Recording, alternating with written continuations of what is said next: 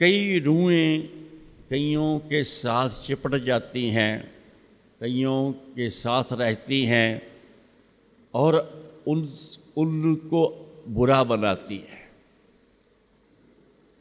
और शरारत वो रूहें करती हैं ऊपरी, और बुरा वो सेवक बनता है, जहाँ बुरा वो जीव बनता है। जो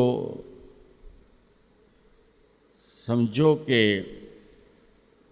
गुरु के मन को नहीं भाता,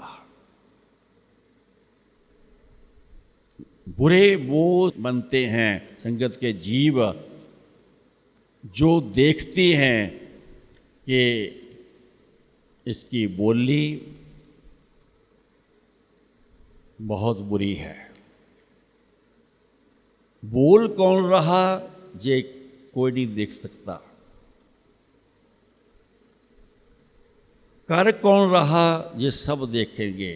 क्या किया है, क्या किया जा रहा है, क्या बोला जा रहा है, ये सब देखेंगे। इसलिए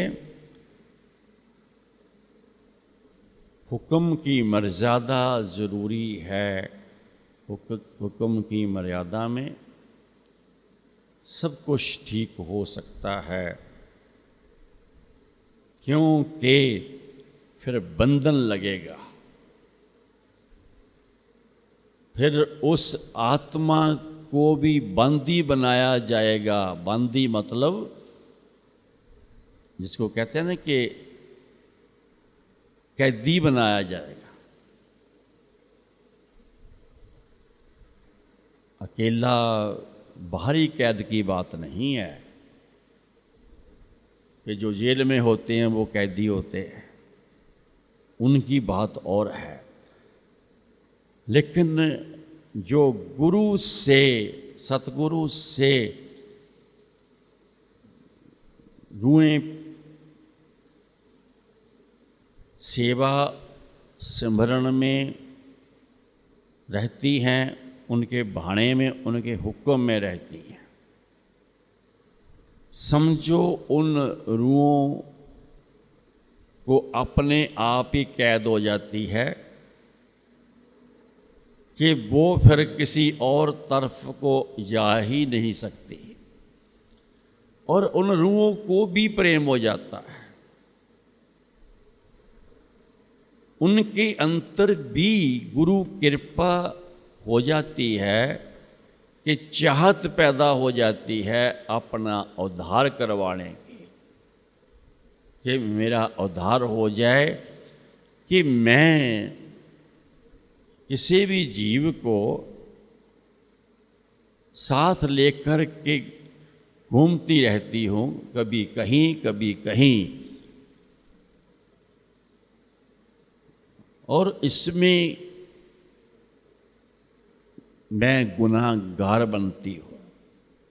ये उस रूह की आवाज़ है, उसको एहसास होता है कि मैं किसी दूसरे शरीर को यूज करके मैं गुनाहगार बनती हूँ, और उस शरीर वाली रूह को भी गुनाहगार बनाती हूँ।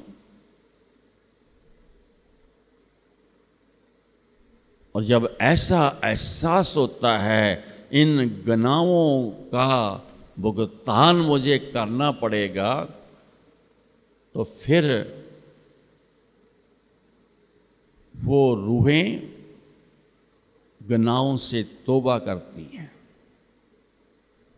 जब तौबा कर लेती हैं गुनाहों से, तो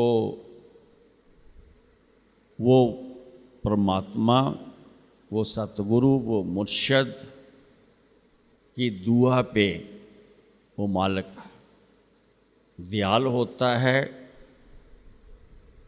और उस रूह को कोई ऐसा ठिकाना, चाहे अपने दरबार में, उसके तो अनेकों दरबार हैं, और पता नहीं कहाँ वो दे देता, जहाँ उसका भजन सिमरन चलता रहे, जहाँ वो सेवा करती रहे, जहाँ उसका ध्यान बने, जहाँ उसका स्वभाव बदले, उसका स्वभाव जो खराब है, जो बुरी तरफ ले जाने वाला है, तो समझो कि वो स्वभाव ठीक हो जाए, शुद्ध हो जाए, शुभ हो जाए, तो फिर संगत बदल गई ना, सोबत बदल गई।